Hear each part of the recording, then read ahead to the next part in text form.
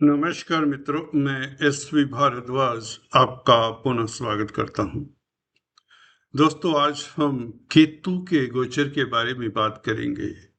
जैसा कि आप देख रहे हैं, केतु की दहाड़ कन्या राशि, कन्या लग्न के ऊपर इसका क्या प्रभाव पड़ने वाला है, जानते दोस्तों इस चर्चा से। दोस्तों, राहु हो, केतु हो, शनि हो, ये ऐसे ग्रह हैं जो आपको कहीं ना कहीं मझधार में छोड़ ही देते हैं। कार्मिक ग्रह हैं, तो इसलिए इन ग्रहों की जब दशा अंतर्दशा आती है तो यह दिक्कत का सबब बनते हैं। परंतु जब यह अच्छी स्थिति में होते हैं, जैसा कि केतु अपने नक्षत्र में, मघा नक्षत्र में प्रवेश करने वाले हैं, इससे बेहतर स्थिति केतु की हो ही नहीं सकती। वैसे भी 12वें भाव में है, 12वां भाव मोक्ष का स्थान है और आपकी कुंडली में मोक्षा कारक ग्रह केतु मोक्ष के कारक ग्रह हैं, 12वें भाव में गोचर कर ही रहे हैं, तो ये आपके लिए राजतुल्य सुख देने वाले ग्रह हो जाते हैं। परंतु आपसे एक ही ये वादा चाहते हैं, एक ही आपसे प्रॉमिस चाहते हैं कि आप अपने कर्तव्यों का निर्वाह करते रहें, धर्म के पथ पर चलते रहें, ह्यूमैनिटी के लिए, इंसानियत के लिए कुछ ना कुछ जो करते रहेंगे। इस अवधि में 29 मार्च से यह अपने नक्षत्र में आने वाले हैं और उसके पश्चात यह 5 दिसंबर 2026 तक इसी नक्षत्र में रहेंगे। सबसे अच्छी स्थिति हो जाती है उस ग्रह की जो अपने नक्षत्र में होता है। राहु भी शतभिषा नक्षत्र में पहले से ही प्रवेश कर चुके हैं, जो कि छठे भाव में आपको शत्रु हंता बना रही हैं, अजात शत्रु का योग बना रहे हैं और गुरु मार्गी हो ही चुके हैं। दोस्तों, इससे उत्तम स्थिति नहीं होती। गुरु की राशि में केतु, जी हाँ दोस्तों, गौर करिए, हालांकि सिंह राशि में है केतु, परंतु कालपुरुष की कुंडली को मैं हमेशा कहता आ रहा हूं, ध्यान में रखा करें। यहाँ पर मीन राशि आती है 12वें भाव में, जो गुरु की राशि है और गुरु केंद्र में स्थित है, स्ट्रोंग है, तो केतु का बल इस नाते भी बढ़ जाता है। बलि ग्रह स्व नक्षत्र में, मघा नक्षत्र में केतु कमाल करने वाला है। यूं तो आप कहेंगे केतु धर्म कर्म को बढ़ाने वाला है, वैराग्य देने वाला है, जहां बैठता है वहां से डिटैच कर देता है, मोक्ष का ग्रह है, छाया ग्रह है, कार्मिक ग्रह है, तो ये क्या देगा। 12वां भाव तो वैसे ही आप कहेंगे ये जेल्स का, प्रिजन्स का भाव है, हॉस्पिटल्स का भाव है, नुकसान का भाव है, सभी तरह की प्रॉब्लम्स का भाव है, तो केतु यहां पर क्या देगा। जी हाँ दोस्तों, आपका संशय दूर करता हूं, आपका डाउट अभी दूर करता हूं कि ये यहाँ पर बैठकर भी आपको कितना सुखद फल देने वाला है, किन एरिया से किस तरह के प्रभाव आपको दे सकता है, इसके ऊपर टिप्पणी करने जा रहा हूं। बहुत महत्वपूर्ण चर्चा है। अगर आपने अभी तक हमारे चैनल को सब्सक्राइब नहीं किया तो मैं एसवी भारद्वाज आपसे नम्र निवेदन करना चाहता हूं, प्लीज डू सब्सक्राइब इट और बेल आइकन के बटन को दबाना मत भूलें। दोस्तों, सिंपल सी बात है, केतु नो डाउट 12वें भाव में है, डिटैचमेंट का ग्रह है, जहां बैठता है वहां से डिटैच करता है। नुकसान के भाव में बैठ रहा है तो नुकसान से डिटैच करेगा। You got it. केतु का स्वभाव है, अपना स्वभाव ये ग्रह छोड़ा नहीं करते, तो ये नुकसान के भाव में बैठकर नुकसान से डिटैच करेगा, आपको हॉस्पिटल से अलग करेगा। हॉस्पिटल्स के चक्कर अगर लगाने पड़े हैं तो अब आपको नहीं लगाने पड़ेंगे, आपका स्वास्थ्य उत्तम हो जाएगा। नुकसान जो उठाते रहे हैं, खर्चे जो होते रहे हैं, अब खर्चे नहीं होंगे। एक किस्म से आप कह सकते हैं इसे विपरीत राजयोग का फल देना शुरू करेगा, क्योंकि गुरु केंद्र में मार्गी हो चुके हैं, 10th हाउस में, 4th हाउस को देखते हैं। केतु भी 4th हाउस को, गुरु की राशि को देखता है तो मानसिक बल देता है, मानसिक तौर से आपको सुखी बनाता है। राहु का सपोर्ट आपको है ही, राहु छठे भाव में बैठा हो तो आपको पराक्रमी बनाता है राहु, आपको दलेर बनाता है राहु, आपको शत्रुहंता बनाता है राहु, आपको सर्व विजयी बनाता है राहु, और केतु झंडे का कारक है। केतु झंडे का कारक है, आपका झंडा लहराता रहेगा।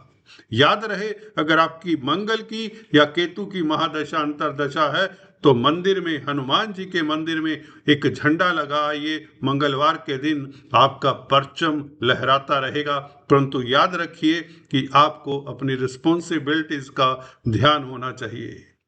जो तो लोग प्रीस्ट हैं, प्रीचर्स हैं या मंदिर में जाने वाले हैं, पूजा पाठी हैं, उनके लिए केतु निश्चित तौर से बहुत अच्छा रहेगा। कोई शर्त नहीं है उन लोगों के लिए, कोई कंडीशन नहीं है।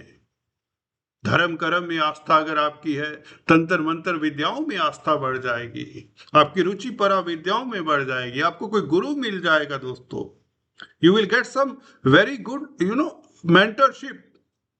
इस अवधि में आपका मेंटोर बहुत अच्छा होने वाला है, आपको पॉजिटिव सलाह देने वाला है, जिसके ऊपर चलकर आप सुखी होने वाले हैं। अभी तक केतु कर क्या रहा था? केतु दोस्तों शुक्र के नक्षत्र में, पूर्वा फाल्गुनी नक्षत्र में काफी महीनों से गोचर कर रहा था। तो भाग्य का भाग्य को कहीं ना कहीं रोके हुए था, किस्मत साथ नहीं दे रही थी। केतु आड़े आ रहा था शुक्र का, क्योंकि मित्र नहीं है केतु। केतु शुक्र का इकट्ठा होना अच्छी बात नहीं होती दोस्तों, आप जानते ही हैं। वैसे भी स्वभाव से दोनों मित्र नहीं हैं। तो आपका भाग्य कहीं ना कहीं रुका हुआ था।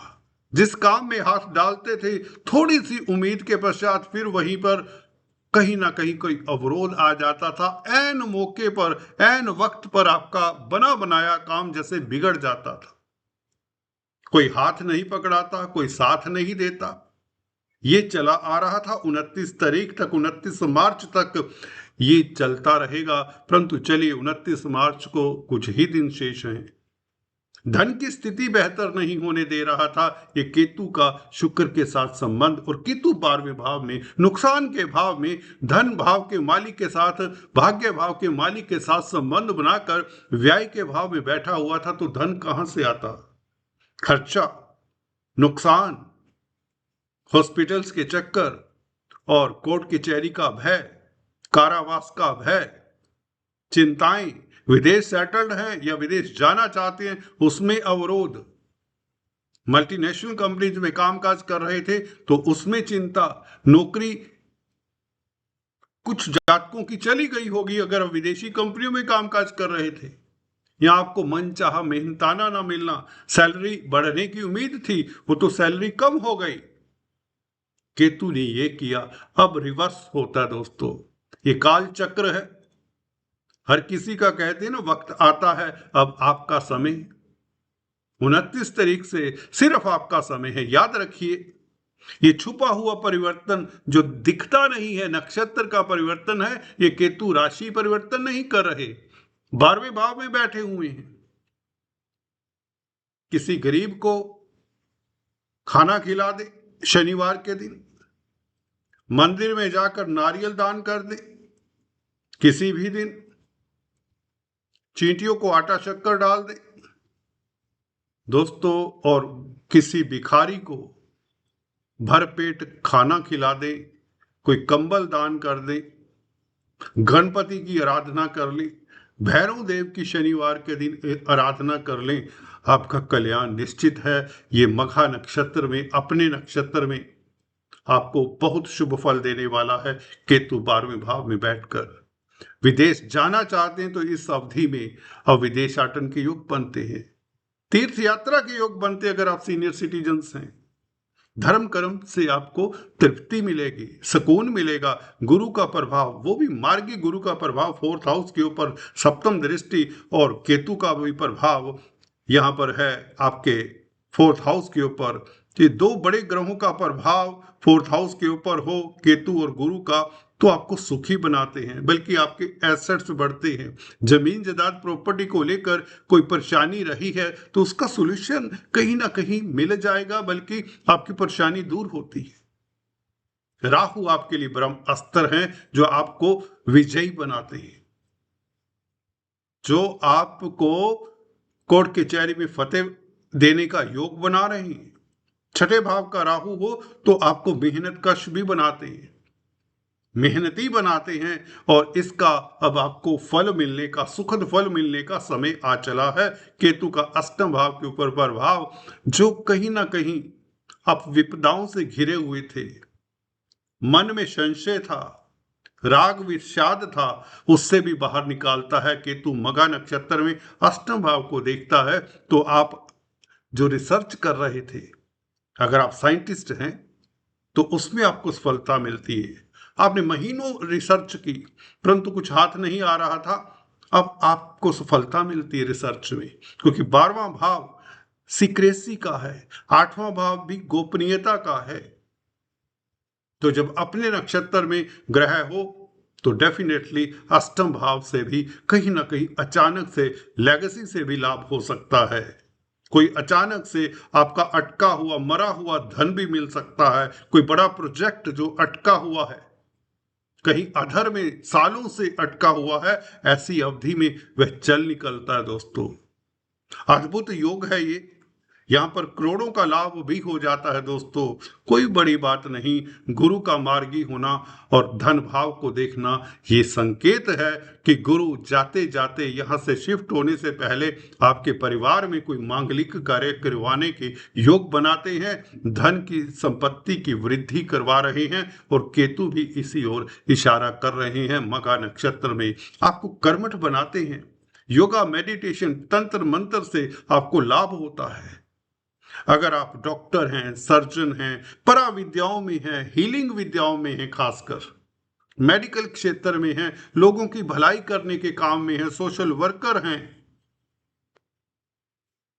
तो आपके लिए बहुत सुखद समय रहेगा। आप अच्छे कंसल्टेंट साबित होंगे, इवन अच्छे एस्ट्रोलॉजर साबित होने वाले, अगर आपकी कन्या राशि, कन्या लग्न है।